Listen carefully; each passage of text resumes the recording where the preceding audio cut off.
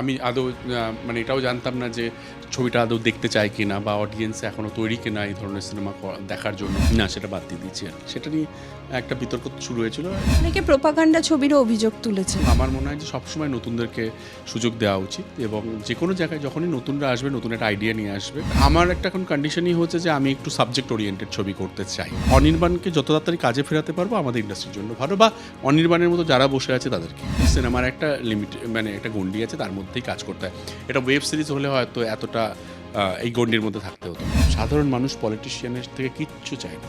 হয়তো আমি খুব ইমোশনালি খুব আবেগপ্রবণ হয়ে সিনেমাটাতে আমি অনেক এমন কিছু বলতে চেয়েছি, সেগুলো ওরা আমাকে একটু কন্ট্রোল করেছে আর কি। কারণ সবাই জানে যে আমি চাকরি দিতে পারবো না আর কি। টলিউডে কিছু কিছু সময় মনে হয় কাস্টিজম চলছে, যেখানে প্রযোজক, পরিচালক আর জুনিয়র আর্টিস্টের মনে হয় মালিক চাকরের সম্পর্ক। 2026-এর শুরুতেই যে 3টে ছবি মুক্তি পেয়েছে এবং সেটা নিয়ে যে কথা হচ্ছে এবং যাকে নিয়ে বেশি কথা হচ্ছে আমি শুনতে পাচ্ছি, যাকে নিয়ে কলরব হচ্ছে, হোক কলরব। রাজ চক্রবর্তীর ছবি এসে গেছে, আর রাজদার ছবি মানেই স্পেশাল কিছু আমাদের জন্য। এবং আমার সঙ্গে আজকে রয়েছেন রাজ চক্রবর্তী। রাজদা, বছরের শুরুতেই কলরব হচ্ছে এবং এক ঝাঁক নতুন মুখ তুমি নিয়ে এসছো, তার জন্য তোমাকে ধন্যবাদ। তুমি বলো, এই ছবিটা তুমি কেন ভাবলে যে এই সময় করবে? এই ছবিটা আরও আগে করা উচিত ছিল অবশ্যই। অ্যাকচুয়ালি ডিপেন্ড করে যে কখন কোনটা মাথায় চলছে তার উপরে। বাট এটা 2 বছর ধরে ভাবছিলাম যে করে ফেললে ভালো হয়। তো সবাই আমাকে আটকাচ্ছিল যে না, এখন করো না, এটা একটা পলিটিক্যাল অ্যাঙ্গেল দিয়ে দেওয়া হবে, আর এতে তোমার লস হবে আর কি এসব। তো আমার একবার কি হয় না, যেটা মাথায় ঢোকে সেটা হন্ট করতে থাকে। তো রিসেন্টলি আমি সোশ্যাল মিডিয়াতে কয়েকটা ঘটনা দেখেছিলাম আর কি, যেখানে একটি বাচ্চা মেয়ে যে মেডিকেল পড়তে গিয়ে সুইসাইড করে র্যাগিংয়ের জন্য, এবং এরকম কিছু ঘটনা দেখি, তখন আমার মনে হলো যে বলেই ফেলি গল্পটা। এবং বলে ফেললাম। একদিন ডিসাইড করলাম যে সকালবেলা উঠে যে না, আমি এই গল্পটাই করব। একটা অন্য গল্প করার কথা ছিল, তো আমি বললাম না, এই গল্পটাই আমি আপাতত করতে চাই। আর আমি এখন এমন ধরনের সিনেমাই করতে চাই, মানে নর্মালি চুজ করি যে সিনেমাটার মধ্যে একটা মেসেজ আছে এবং যে সিনেমাটা নিয়ে আগামী দিন কথা হবে আর কি, বা তার একটা ভ্যালু থেকে যাবে। মানে এই সিনেমাটার একটা কোথাও কি বলে সেটা হচ্ছে যে 10 বছর পর, 15 বছর পরেও যদি আমি দেখি সিনেমাটার একটা তখন কন্টেম্পোরারি ইয়েও থেকে যাবে, মেসেজ থেকে যাবে আর কি। তো তার জন্যই এটা করা আর কি, হোক কলরব আর কি। এই হোক কলরব বেসিক্যালি এটা অ্যান্টি র্যাগিং নিয়ে, এটা স্টুডেন্টদেরকে নিয়ে বানানো সিনেমা। এবং আমরা যেমন জানি না, ছোটো থেকে যখন বড় হই, কখন কোথায় কীভাবে র্যাগিং হয়েছে হয়তো আমরা বুঝতে পারিনি। একটা সময়ের পর বুঝতে পারলাম, ও আচ্ছা, আমরা এইভাবে র্যাগ হয়েছি আর কি। হ্যাঁ, আমাদের সময় কোনো শুনতাম, কিন্তু মানে কখনো এক্সপিরিয়েন্স করেছি বলে মনে পড়ে না। বাট এখন যদি আমি রিকল করি, বুঝতে পারি যে আমরা সবাই কোনো না কোনোভাবে সিনিয়রদের কাছে র্যাগ হয়েছি আর কি। সেখানে কখনো সেটা এনজয় করেছি, কখনো সেটা ভালো দিক ছিল, কখনো খারাপ দিকও ছিল আর কি। সেটা এখন বুঝতে পারি আর কি। এবং সেটার লিমিটেশনটা এমন, মানে সেটার বাউন্ডারিটা এমনভাবে পার হয়ে যায় যখন আমরা প্রতিবাদ করি না। সেটা করতে করতে একটা সময় এমন নেশার হয়ে ওঠে এবং তারা নিজেদেরকে এমন একটা স্পেসে নিয়ে চলে যায়, তখন বুঝতে পারে না যে তার র্যাগিং বা তার টর্চারের জন্য বা তার বুলি করার জন্য একটি বাচ্চা, হয়তো একটি জুনিয়র, সে হয়তো তার জীবনের স্বপ্নটাই তার ভেঙে যেতে পারে, বা সে মারা যেতে পারে। সে যেটা স্বপ্ন নিয়ে এসেছিল করবার জন্য, সেটা না করে এটা অন্য সে ফিরে যেতে পারে আর কি। সো এইগুলো তো হয়।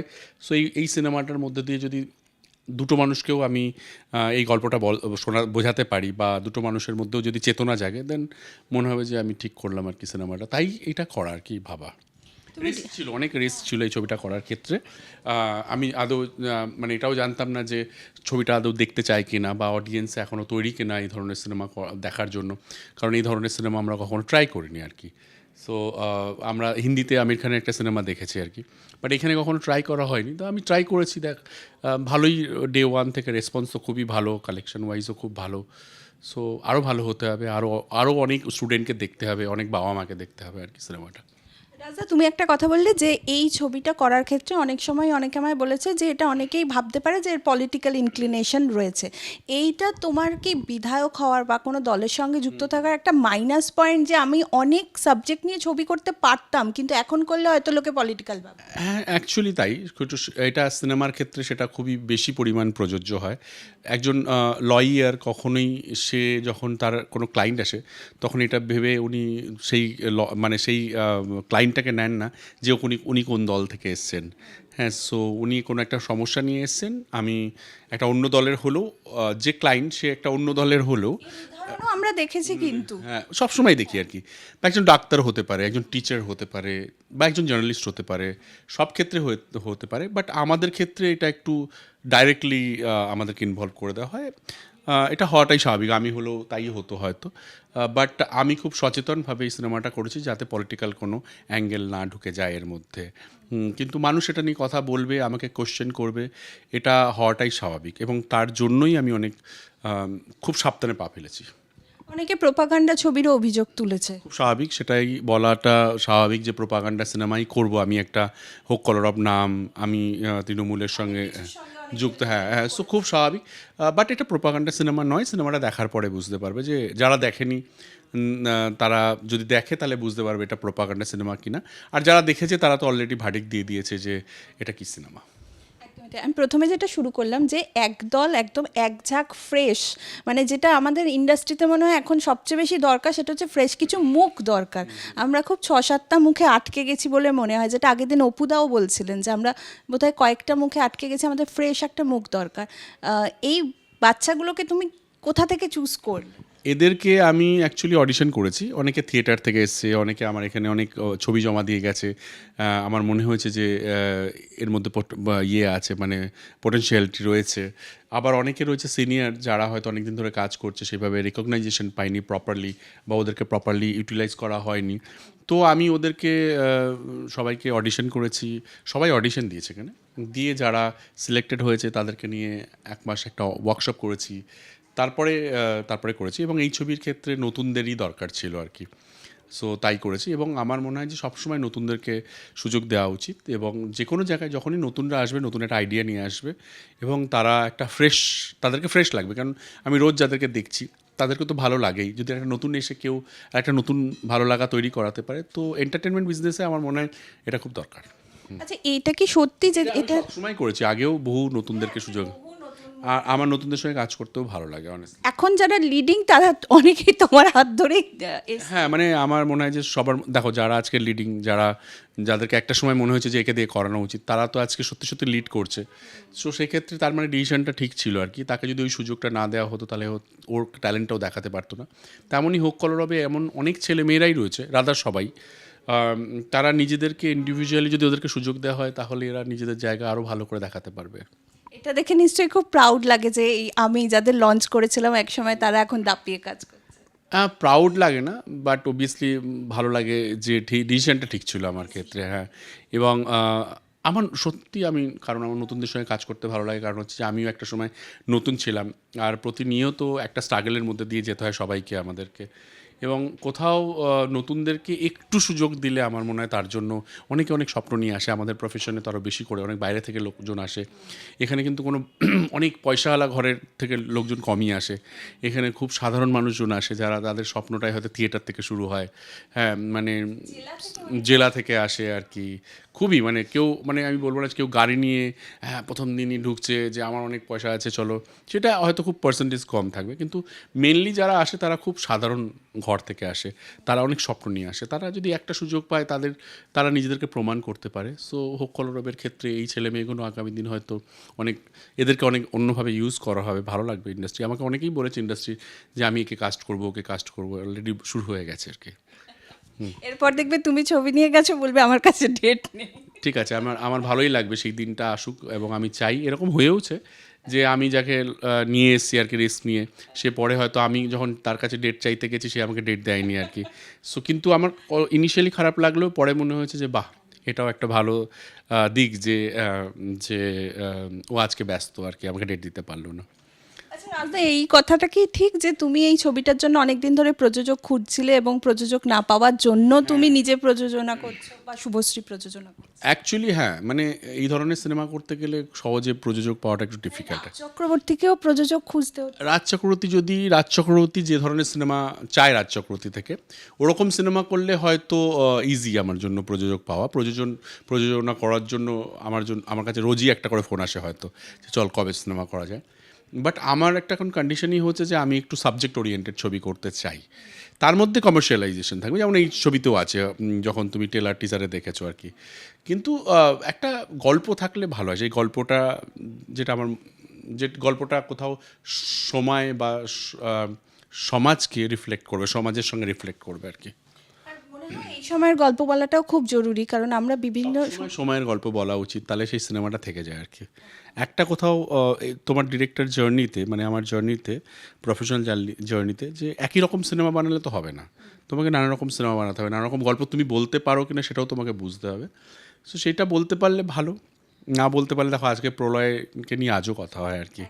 সো বেসিক্যালি বোঝে না সে বোঝে নার মতো সিনেমা নিয়েও কথা হয়, সব সিনেমা নিয়েই কথা হয়। সো আমি সবসময় চেষ্টা করছি একটু নানা রকমের সিনেমা করতে আর কি। তো আমি চেষ্টা করে যাব এরকমভাবেই। আবার প্রলয়টা কবে আসবে আমি সেটাই ভাবছি। শুটিং আসবে খুব আবার প্রলয় 2 ওয়েব সিরিজটা শুটিং হয়ে গেছে, বাট এখন পোস্ট প্রোডাকশন চলছে, খুব শীঘ্রই আসবে হয়তো। আমি নিজে প্রলয়ের খুব ফ্যান আর কি। আমি সেদিনকে অপুদাকে বলেছি যে অপুদা তোমার সঙ্গে রাজদাকে দেখলেই অনিমেষ দত্ত মনে হয়। এই সিনেমাতে এই চরিত্রের মধ্যে অনিমেষ দত্তের একটা ফ্লেভার আছে আর কি। হ্যাঁ, এটা অডিয়েন্সেরও একটা রিকোয়ারমেন্ট ছিল যে একটা সিনেমা হোক আর কি উপদাকে নিয়ে। সো এটা মাথায় রেখেই, অনেক কিছু মাথায় রেখেই ছবিটা করা। তোমার ছবিতে সংলাপেরও একটা ভূমিকা আছে, কারণ অনিমেষ দত্তর সংলাপ সমস্ত ভাইরাল।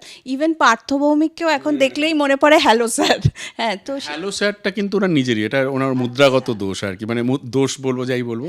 আমি ওনার সঙ্গে যখন কথা বলি বা যারা ওনাকে চেনে তারা জানে উনি কথায় কথায় হ্যালো বলেন। সো আমি ওনার ওই মুদ্রাটাকে আমি সিনেমার গল্পের মধ্যে, আর ওনার উনি একটু সিম্পল, সো ওর মুখের মধ্যেও সেটা রয়েছে। সো আমি ওই ক্যারেক্টারটা কোনোভাবে ঢুকিয়ে দিয়েছি আর কি।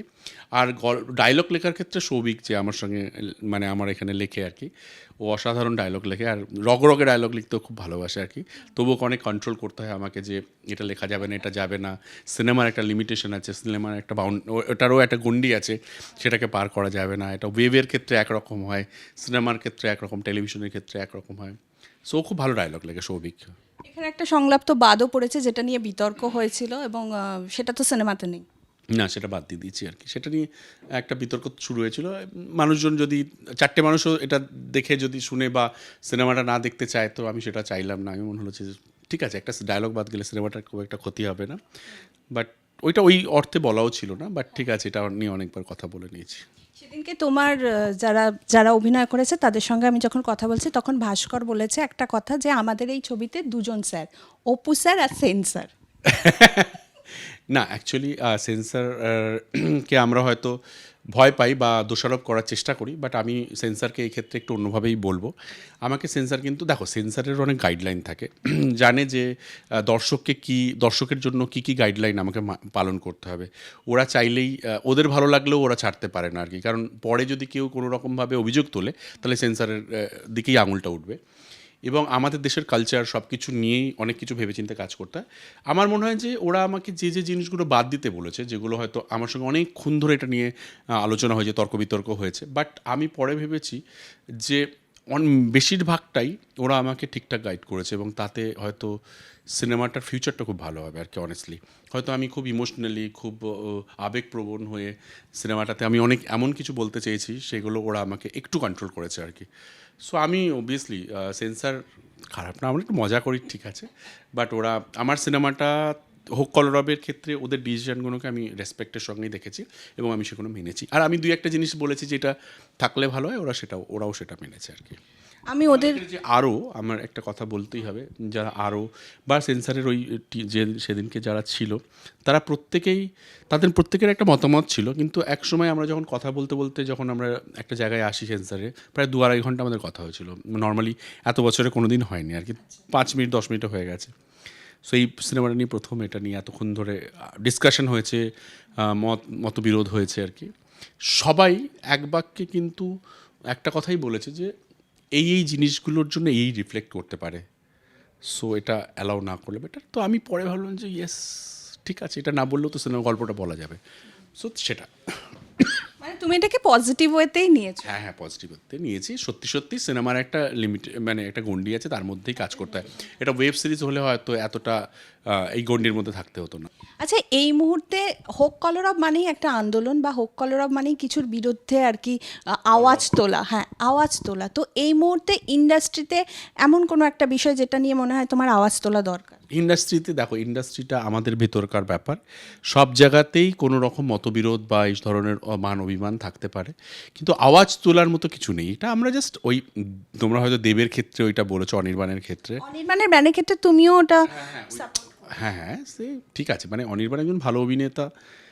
সে বাইরে বসে আছে বহুদিন ধরে, সেটা নিয়ে আমরা চাইছিলাম যে সবাই মিলে এটা বসে ব্যাপারটা মিটে কাজে ফিরুক, এটাই হচ্ছে। এটার মধ্যে কোনো কলরব, কাউকে প্রতিবাদ আন্দোলন এটা বলতে চাইনি আর কি। ও একটা কথা বলেছে, সেখানে আমি যেহেতু হোক কলরবের প্রমোশন চলছে, আমি এটা হোক কলরব করছিল, আমি হোক লাগিয়ে দিয়েছি। সো এটা কারোর বিরুদ্ধে বা কারোর পক্ষে নয়। এটা হলে অনির্বাণকে যত তাড়াতাড়ি কাজে ফেরাতে পারবো আমাদের ইন্ডাস্ট্রির জন্য ভালো, বা অনির্বাণের মতো যারা বসে আছে তাদেরকে। এটা নিয়ে কলরব হওয়ার কিছু নেই, মানে এত বড় ইস্যু নয়। অনেক কিছু আছে যেগুলো নিয়ে কলরব হওয়া উচিত। আমার মনে হয় যে এই যে আমরা যে ইস্যুটা নিয়ে ছবি বানিয়েছি, যে র্যাগিং, সেটা নিয়ে সবথেকে বেশি কলরব হওয়া উচিত।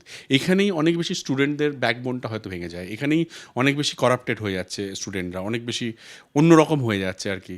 সো আমার যদি কলরব হওয়া উচিত, এখানে হওয়া উচিত। আমার যদি কলরব করার ইচ্ছা করার দরকার আছে, সোশ্যাল মিডিয়ায় বসে যারা সবথেকে বেশি মানুষদের সম্পর্কে নোংরা কথা লিখছে, মেয়েদেরকে অসম্মান করছে, তাদের এগেনস্ট কলরব হওয়া উচিত আমার মনে হয়। যারা মেয়েদেরকে অসম্মান করে, যারা মেয়েদেরকে এখনও মেয়েদেরকে অনেক খারাপ চোখে দেখা হয়, সেটা নিয়ে কলরব করা উচিত আমার মনে হয়। আমাদের ইন্ডাস্ট্রি তো একটা ছোট্ট জায়গা, আমরা নিজেদের মধ্যে মিটিয়ে নেবো, ঠিক হয়ে যাবে। এটা এমন বড় কিছু নয় যে সমষ্টিগতভাবে সবাইকে কলরব করতে হবে, সে আমরা আমাদের মধ্যে মিটিয়ে নেব। কলরব যদি সত্যি করতে হয়, তাহলে আমার মনে হয় সোশ্যাল মিডিয়ায় মেয়েদের উপর যে ধরনের মানে এবং একটা মেয়ে নিজের মতো স্বাধীনভাবে তার একটা ছবি পোস্ট করলে তাকে যেভাবে এসে সবাই ট্রোল করে বা বাজে কথা বলে, সব কিছুর একটা সীমারেখা থাকা উচিত, সেটাতে কলরব হওয়া উচিত। অনেক কিছু নিয়ে কলরব হতে পারে। কলরব যে কোনো, তোমার মনে হলে তুমি সব কিছু নিয়ে কলরব করতে পারো, অনেক কিছু আছে করতে পারো, প্রতিবাদ করার অধিকার সবার আছে, freedom of speech. But not আমাদের ইন্ডাস্ট্রিতে এমন কিছু হয়নি যেটা নিয়ে কলরব করার দরকার আছে। আমি তোমার টিমের যারা আর কি ছোটই বলবো আমি, ওদের বাচ্চাদের সঙ্গে যখন কথা বলছিলাম, ওরা কিছু কিছু ইস্যু আমায় বলেছে। যেমন এটা আগেই তুমি বলে দিলে যে ওম বলেছিল যে ব্যান তুলে দেওয়া উচিত যে কোনো অভিনেতার ক্ষেত্রে, এবং সবাইকে কাজ করতে দেওয়া উচিত। এটা নিয়ে আমাদের কথা ঠিকই বলেছে যে কেউ ব্যান্ড হয়ে গেলে বা কারো কাজ বন্ধ হয়ে গেলে তার যেমন কষ্ট হয়, সেই কষ্টটা কিন্তু অনেকে তার পারিপার্শ্বিক বন্ধু বান্ধব বা যারা সতীর্থ থাকে তারা সেটা ফিল করে। অবশ্যই ব্যান্ড বলে কিছু থাকা উচিত না, অবভিয়াসলি নয়, একদমই থাকা উচিত নয়, আমি এগ্রি। অর্ণব মানে টিনটিন আর দেবদত্ত বলেছে যে আমরা ইনস্টা রিলস বানাতে পারি না, কিন্তু আমরা কাজ দিয়ে কাজের কথা বলতে চাই, এবং ইনস্টাগ্রামের ফলোয়ার দেখে যেন কাউকে না নেওয়া হয়। হ্যাঁ, মানে ও অনেক জায়গায় কাজে, আমি শুনেছিলাম ও অডিশন দিতে গেছে বা কাজের, ও ভালো, ও is a brilliant actor. So basically okay এরম বলেছে যে কি আপ মার্কেট নও তুমি ভীষণ লো মার্কেট দেখতে তোমাকে। সো হ্যাঁ, ওকে বলেছে। সো একজন অভিনেতার কতটা কষ্ট হতে পারে, তাই ওইটাই ও বলতে চেয়েছে যে আমি ইনস্টা বা ওইসবের ফলোয়ার্স থাকলে হয়তো আমাকে এই কথাটা বলতো না। আমি সিম্পল মানুষ, আমি সাধারণ বাসে চেপে বা অটোতে চেপে মানুষের কাছে কাজ চাইতে গেছি বা কাজ করতে গেছি। আমার পারফরমেন্স দেখে নয়, আমার ফলোয়ার্স বা আমাকে কেমন দেখতে তার উপরে আমাকে জাজ করা হয়েছে, এটাই ও বলতে চেয়েছে। বেসিক্যালি ওকে বলা হয়েছিল যে ভীষণ লো মার্কেট দেখতে আর কি। দুঃখজনক একটা ঘটনা। পুষণ লো মার্কেট দেখতে হলে নওয়াজুদ্দিন সিদ্দিকী তো কেউ কাজই দিত না, বা ইরফান খান, যে আমার খুব ইরফান পাঠান, ইরফান খান, সরি, আমার খুব ফেভারিট একজন মানুষ চলে গেছেন আমাদের থেকে। সো অনেকেই বম্বে তাহলে অনেকেই কাজ পেতো না।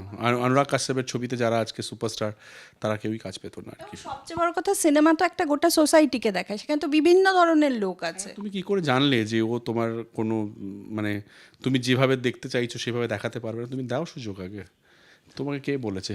ভূষণ একটা কথা বলেছে খুব ইম্পর্টেন্ট, সেটা হচ্ছে টলিউডে কিছু কিছু সময় মনে হয় কাস্টিজম চলছে, যেখানে প্রযোজক, পরিচালক আর জুনিয়র আর্টিস্টের মনে হয় মালিক চাকরের সম্পর্ক। জাস্ট এই টার্মটা বলেছে।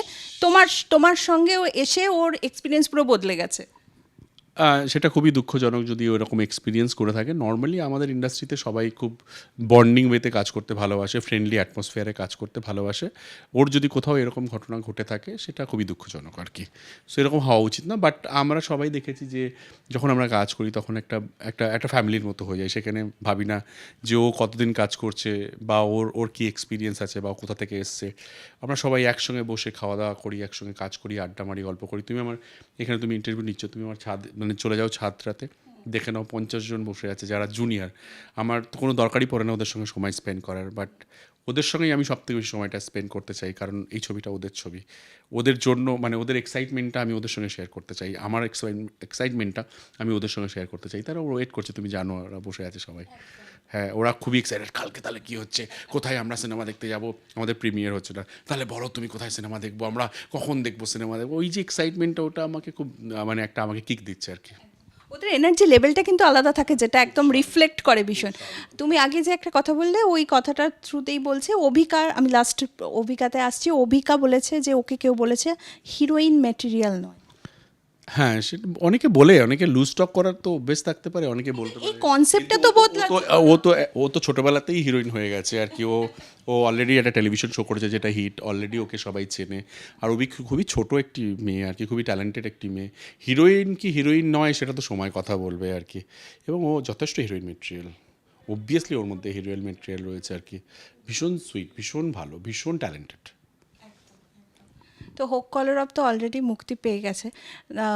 আমি জানি তুমি সিনেমা নিয়েই কথা বলতে চাও, সিনেমা নিয়েই আমরা কথা বলবো, এটাই ঠিক ছিল। কিন্তু তাও একটা কথা জিজ্ঞেস করছি যে এবছর কি আবার ব্যারাকপুর থেকেই তুমি দাঁড়াবে? আমি আমার যে আরও 2 মাস 2.5 মাস মতো আছে আমার টার্মসটা এখনও, মানে সেটা শেষ করি। সেটা শেষ করার পর নিজেকে প্রশ্ন করি যে আমি আদৌ এর যোগ্য কিনা, আমি পারলাম কিনা করতে। আগে নিজের কাছে প্রশ্ন করি, অ্যান্ড আমি নিজেকে এখনও প্রশ্ন করে যাচ্ছি আর কি। সো দেখো, আমরা কেউ জানি না কালকে কী হবে।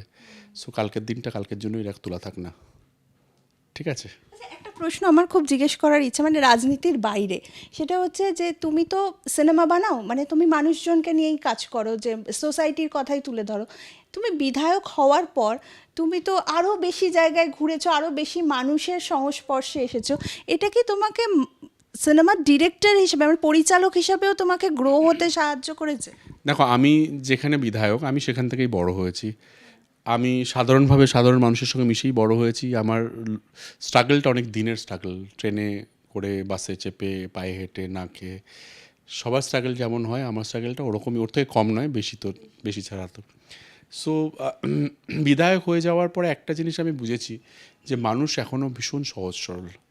তাদেরকে একটু ভালোবাসা, একটু ইন্টারাকশন করলেই তোমার অনেক পারপাস সহজ হয়ে যাবে আর কি। ওরা তোমার থেকে কিচ্ছু চায় না। সাধারণ মানুষ পলিটিশিয়ানের থেকে কিচ্ছু চায় না, শুধু ইন্টারাকশান চায়। যদি তার মিনিমাম সমস্যা, যেটা একজন পলিটিশিয়ানই সলভ করতে পারে, সেইটুকুনি চায়। সেটা যদি একটু তুমি যদি সলভ নাও করতে পারো, তুমি যদি একটু ওদের সঙ্গে কথাও বলো, তুমি একটু ওর পাশে দাঁড়াও, তাতেও ওরা খুশি হয়ে যায়। হ্যাঁ, ধরো তোমার সবসময় হয়তো তুমি একটা বড় রাস্তা, একটা বড় এইসব পারবে না, হয়তো একটা হসপিটালে যাবে আর কি, একজন অ্যাক্সিডেন্ট হয়েছে, বেড পাচ্ছে না, তোমাকে বললো যে একটু বেড একটা বলে দেবেন। কেউ হয়তো একটা কী বলবো, একটা সমস্যায় পড়েছে আর কি, খুব ছোট্ট, বলো যে পাড়ার লাইটটা আমি জ্বলছে না, আমার বাড়ির সামনে খুব ময়লা পড়ে আছে, ড্রেনটা না জ্যাম হয়ে আছে, খুব আমি তো দেখি কোনো বড় সমস্যাই বলে না কেউ, তোমাকে এসে কেউ বলে না যে চাকরি দিন। আমাকে তো বলেনি এতদিন অবধি, কারণ সবাই জানে যে আমি চাকরি দিতে পারবো না আর কি। মানে খুব সিম্পল কথা বলেছে, খুব সিম্পল কথা বলেছে, খুব সিম্পল ডিমান্ড মানুষের আর কি। সেটা যদি মনে হয় যে সেইটুকুনি যদি মানুষের জন্য যদি কমিট করি যে মানুষের পাশে থাকবো, যেটা মাননীয় মুখ্যমন্ত্রী করে থাকেন আর কি, 365 মানুষের জন্যই কাজ করেন আমার মনে হয় উনি। সো সেই তার 10%ও যদি আমরা তার প্রকল্পগুলো, তার ভাবনাগুলো যদি একটু মানুষের সঙ্গে পৌঁছে দিতে পারি, ঠিক করে পরিষেবা দিতে পারি, তাহলে আমার মনে হয় ভোটের সময় দাঁড়িয়ে আর একে গালাগালি ওকে গালাগালি করে ভোট চাইতে হবে না। তুমি দাঁড়াবে, ও জানে যে এই লোকটা আমার সঙ্গে থাকলে আমার সমস্যাটা সমাধান হয়ে যাবে আর কি। তোমার সঙ্গে কথা বলে আমার যেটা মনে হলো যে তোমাকে পরিচালক হিসাবে নয়, মানুষ হিসাবেও অনেকটা রিফ্রেন করেছে হয়তো এই মানুষের কাছে পৌঁছে যাওয়া। আমি মানুষটাই এরকম, আমি মানুষের সঙ্গে গল্প করতে ভালোবাসি, মানুষের সঙ্গে কথা বলতে ভালোবাসি, আমি নতুন মানুষদের সঙ্গে ইন্টারাক্ট করতে পরিচয় করতে খুব ভালোবাসি আর কি। অ্যান্ড আমি কনস্টিটিউয়েন্সি আমার ব্যারাকপুর টিটাগড়, ওখানকার মানুষজন খুব ভালো। আমাকে খুব ভালোবাসে, সেখানে দল মত নির্বিশেষে তারা আমাকে যে ভালোবাসাটা দেখায়, আমি কৃতজ্ঞ তাদের প্রতি। সো আমি চেষ্টা করি আমার বেস্টটা দেওয়ার। কোথাও কখনো চেষ্টা করেছি আমি যা যা করতে চেয়েছি সেগুলো তার কিছুটা অনেকটাই করতে পেরেছি। অ্যান্ড ঠিক আছে, থ্যাংক ইউ সো মাচ আমার মাননীয় মুখ্যমন্ত্রী মমতা বন্দ্যোপাধ্যায়কে যে আমাকে এরকম একটা অপরচুনিটি দিয়েছে।